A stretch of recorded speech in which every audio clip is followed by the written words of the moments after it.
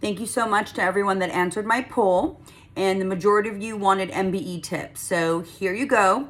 I'm going to be giving you an overview of what I do over here at CA Bar Style. This will definitely help you, but it is really important to note that improvement and progression on the multiple choice can be snail pace. So if you are not naturally a great multiple choice taker, I want you to really be patient and make sure that you realize this can take time, and it can take really even up to a couple months to see a major amount of improvement. You're going to have good days with your sets. You're going to have high scores, low scores.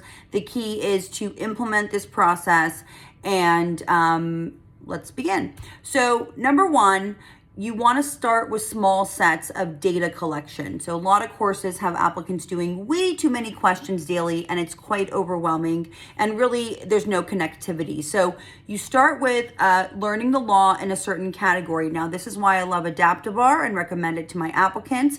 And it's important to note that Adaptabar and other sources of questions are not programs. They are sources of data, sources of questions, and of course they have great answers and different breakdowns that you can see, but they're not showing you how to methodically approach the questions and how to learn from your mistakes. So first, what you want to do is learn the law in a certain category. So let's say homicide, you're learning criminal law that week.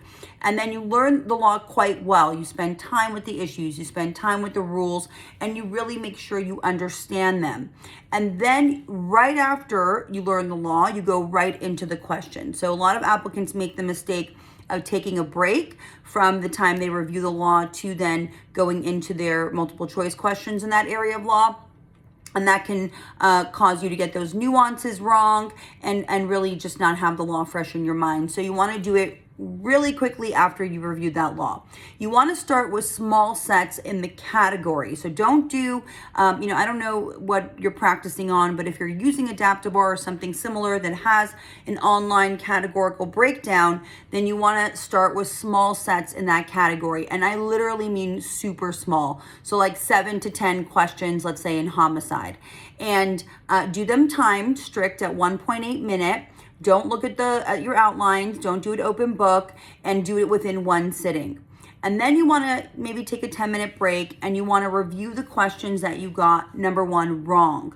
So take out a document, title it MBE Wrong Law, divide it by subject, so A, criminal law, let's say, and then just do bullet points. It doesn't have to be really fancy. And you want to keep data from the small set that you did of patterns of areas of law that you're consistently getting wrong within the category. So you want to break down the category as much as possible. So let's say you review question 2 that you got wrong in homicide, and you see that it's on premeditation, and you notice you've gotten a couple questions wrong on premeditation because you're not applying the mere moment's reflection correctly. It's a mere moment. It's a few seconds from the defendant thinking that they're going to kill the victim and actually killing them. So it's literally just the thought process and leading to the act. So a mere moment's reflection, time to reflect upon the killing. And you're not applying it right because maybe you think that the interpretation is a long kind of drawn out waiting, and it's just not correct application of the law. So you keep getting those questions wrong. So you write that, you type it. Some applicants do this manually. I like to have applicants do it. My recommendation is to do it on the computer in a document titled, again, MBE Wrong Law, and you're collecting all your different bullet points and patterns and making notes as to the law that you're consistently getting wrong. This is going to give you a lot of clarity as to what law you're getting wrong, and make sure that you understand it so that you don't keep repeating the same mistakes and getting maybe like your questions or your answers, down to like the 2 that look very similar, but your nuance or your understanding is wrong, and you just keep hitting the wrong response. Okay, so it's really important to have this data, and you first collect the data in every single category. Okay, so you're going to collect the data. Now, as you're collecting the data, that's the first step. Then you review the wrong law and you create this universe online, or you can do it manually. Then you're going to do what's called tracking. And tracking is where you go into the category again and you keep doing small sets and repeating this process until you see movement in the score. And you should see quite a bit of movement. It won't happen necessarily within another set. So for instance, you do your preliminary set of, let's say, 7 to 10 questions. You write down, excuse me, keep some reference of the law you're getting wrong, and then you go do another set of 7 to 10 questions and you repeat writing down and typing out the law that you're getting wrong, up to 3 sets of what I call tracking of 7 to 10 questions, repeating this process. And really, I cannot stress this enough, paying attention to those patterns and areas of law that you're consistently getting wrong is crucial. This is really the most important part because, again, it's going to give you that clarity. Now, by the 3rd, 4th tracking set within the category, the same category, you should see movement, a significant amount of movement. Some of my applicants report quite a jump, maybe even a 10% jump by the 3rd, 4th tracking set. Now, if it's not moving, I want you to leave it alone and go on to a different category unless it's an MBE frequently tested category. So what are those? Just to give you a little breakdown.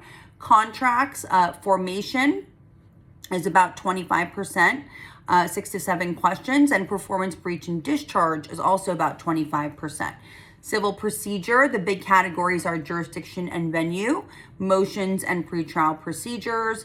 Criminal law, it's criminal procedure questions make up 50% of the questions. So at least 12 to 13 questions there, big category. Real property is pretty equally divided amongst all the categories. Evidence, we have relevancy, hearsay, and presentation of evidence as the big categories. Torts, negligence questions make up about 50% of the questions. And in constitutional law, individual rights also make up 50% of the questions.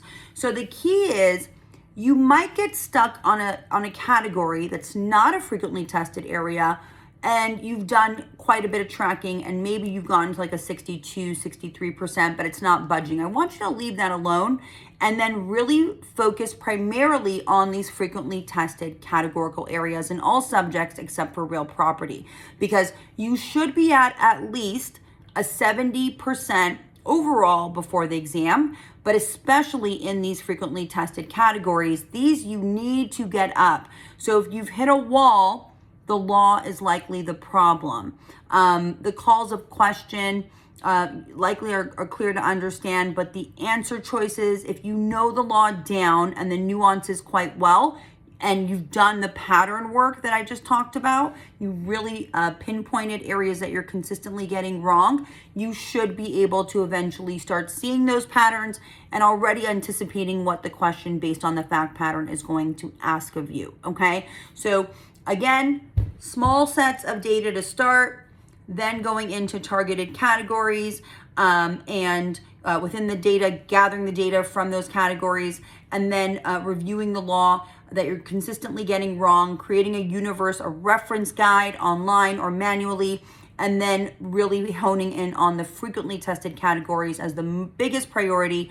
And of course, you want to fall pretty high in the rest of them as well. Create as much buffer as possible so that you can really come out of your totality of your report right before the test, at least at about a 68 to 70% or higher. There should be a pretty strong correlation between what you've done. I've seen a very strong correlation on Adaptabar and then into the exam, with the reports that I've seen, and then applicants getting the exam done, okay? Now, when an applicant does not, we go back to those reports, usually we see very low scoring that was happening in an applicant that maybe just fell behind or didn't have the time to really get caught up and complete the process. So you have to do this, and you really need to do it all the way through until the exam. Now, in my course, not only am I walking you through that process, but I'm also then looking at your score reports in the tutoring sessions and making sure that you are on track and if you're not, possibly, you know, recommending how to catch up or what to do, because you can't half-ass this. You can't not do your questions, and you got to do them right. Don't just do huge bulk sets of questions. Now, simulated testing is also important. You want to have at least 200 question day. You could do 100 and 100. And what you can do in the simulated testing is you can mix categories by, let's say, mid-February, that you're still not above a 65-70 range, and create exams, if you're doing it online, like with Adaptabar, that are in your weak spot, so that you're still targeting and hitting those categorical areas. Do not go into the exam with frequently tested categories, especially those like negligence and criminal procedure, that are the constitutional protection questions that are at a 50%, because it's going to correlate into the exam. So you really spend time on the weak spots. All right. I'll have more to say. I hope that helps. That's some preliminary MBE overview. And I would get started on your data if you're taking February ASAP, because of the amount of time that it could take to progress and improve. Good luck.